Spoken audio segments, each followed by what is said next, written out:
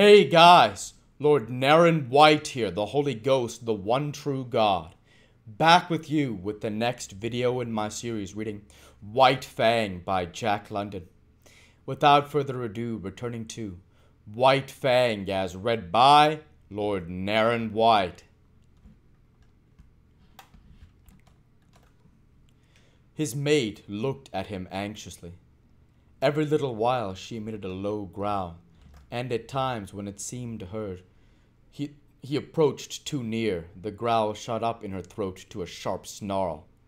Of her own experience she had no memory of the thing happening. But in her instinct, which was the experience of all the mothers of wolves, there lurked a memory of fathers that had eaten their newborn and helpless progeny. It manifested itself as a fear strong within her that made her prevent one eye from more closely inspecting the cubs he had fathered. But there was no danger. Old One Eye was feeling the urge of an impulse that was, in turn, an instinct that had come down to him from all the fathers of wolves.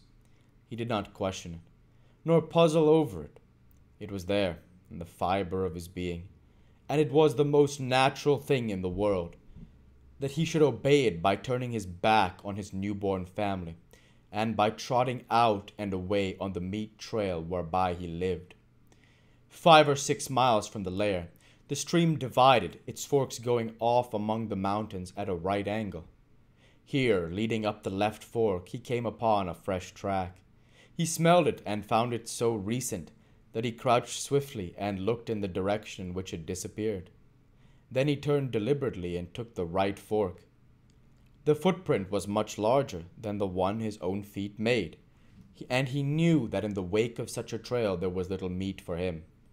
Half a mile up the right fork, his quick ears caught the sound of gnawing teeth. He stalked the quarry and found it to be a porcupine, standing upright against a tree, and trying his teeth on the bark. One Eye approached carefully but hopelessly. He knew the breed, though he had never met it so far north before, and never in his long life had porcupine served him for a meal. But he had long since learned that there was such a thing as chance or opportunity, and he continued to draw near. There was never any telling what might happen, for which live events were somehow always happening differently. The porcupine rolled itself into a ball, radiating long, sharp needles in all directions that defied attack. In his youth, One Eye had once sniffed too near a similar, apparently inert ball of quills, and had the tail flick out suddenly in his face. One quill he had carried away in his muzzle, where it had remained for weeks, a rankling flame, until it finally worked out. So he lay down in a comfortable, crouching position, his nose fully a foot away, and out of the line of the tail. Thus he waited, keeping perfectly quiet. There was no telling. Something might happen. The porcupine might unroll. There might be opportunity for a deft and ripping thrust of paw into the tender, unguarded belly. But at the end of half an hour he arose, growled wrathfully at the motionless ball, and trotted on. He had waited too often and futilely in the past for porcupines to unroll, to waste any more time. He continued up the right fork. The day wore along and nothing rewarded his hunt. The urge of his awakened instinct of fatherhood was strong upon him. He must find meat. In the afternoon he blundered upon a ptarmigan. He came out of a thicket and found himself face to face with the slow-witted bird.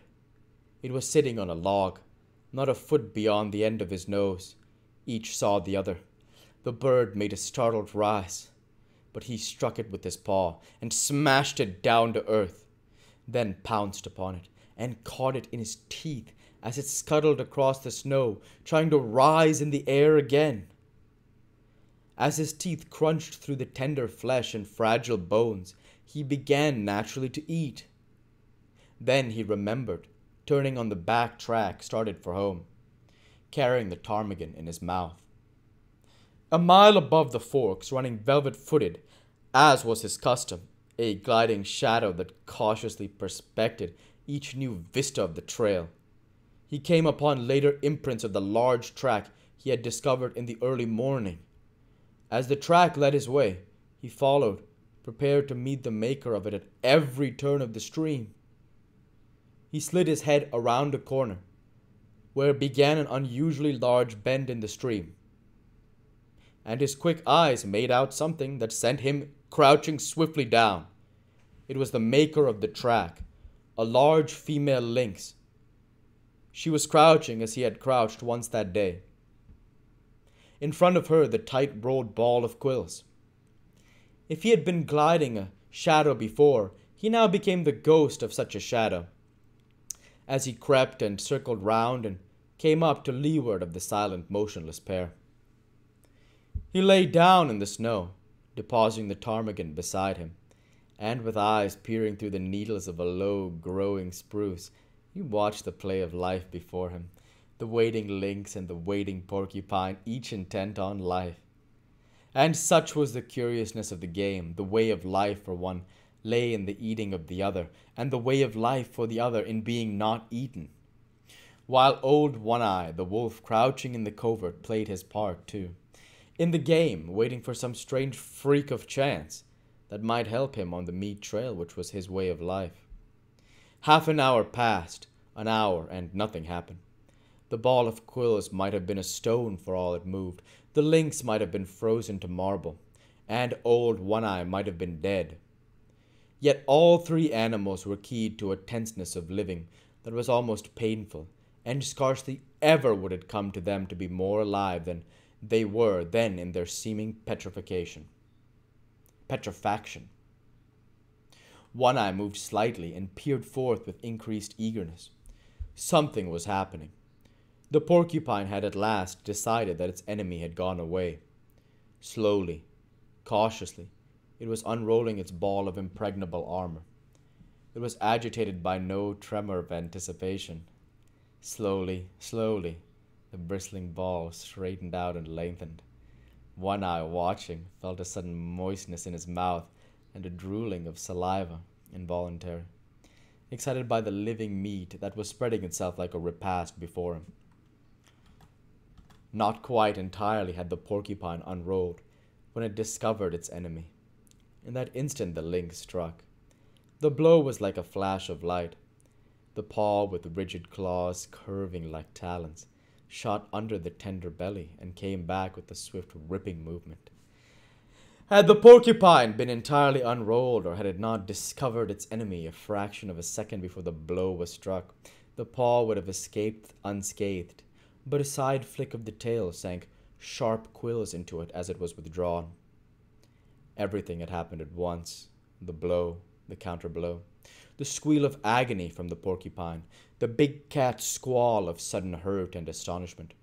One-Eye half arose in his excitement, his ears up, his tail straight out and quivering behind him. The lynx's bad temper got the best of her. She sprang savagely at the thing that had hurt her, but the porcupine, squealing and grunting, with disrupted anatomy, trying feebly to roll up into its ball protection, flicked out its tail again. And again the big cat squalled with hurt and astonishment.